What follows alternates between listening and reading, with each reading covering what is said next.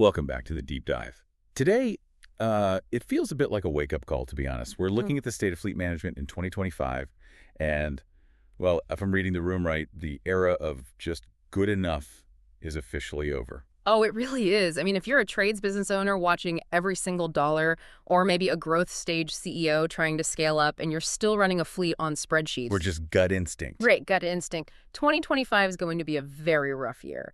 It's becoming less about just owning the assets and more about, how intelligently you manage them. Yeah, exactly. We're unpacking a source today titled Fleet Management Requirements Complete Guide 2025. And the mission statement here is pretty blunt. Stop bleeding cash. Stop bleeding cash, yeah. For you guys listening, especially safety managers dealing with liability, this isn't just about keeping the wheels turning, it's about survival. But let's be real. Every guide promises to reduce costs. Does this one actually tell us how? It does, but it requires a mindset shift. It breaks operations down into 4 non-negotiable pillars. And interestingly, it starts with the one everyone loves to hate. DOT compliance. The red tape. The red tape, yeah.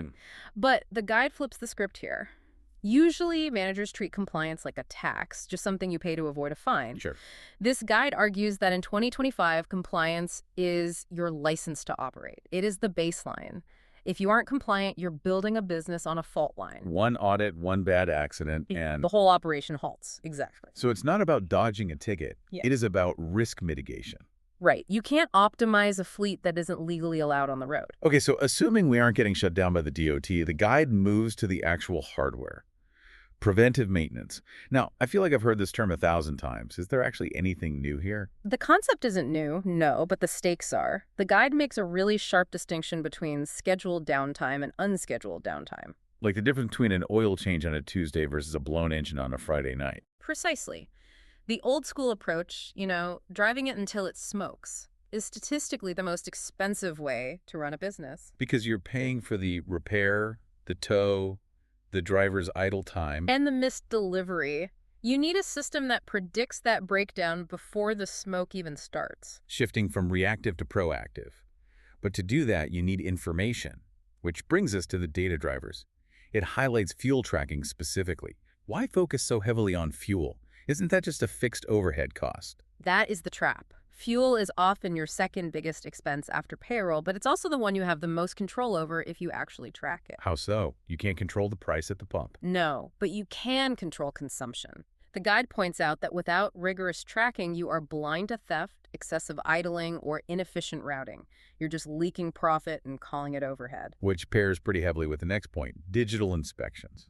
Now, I had to play devil's advocate here. Going digital sounds like a corporate buzzword. It does sound like one, sure. Is there a tangible benefit to ditching the paper clipboard for managers frustrated with their current setup, or is it just tech for tech's sake? It's definitely not just for show. Think about the lag time. A driver fills out a paper inspection report at 6 in the morning, notes a worn tire, and that paper sits in the truck. Then maybe hits a desk 3 days later. By then, the tire has already blown. Paper is a lagging indicator. Digital inspections are real-time. The moment that report is filed, the mechanic knows about the tire. That speed is what saves the money. So we have compliance, maintenance, fuel, and inspections. The guide seems to present these almost like a recipe, not a menu. That is the synthesis.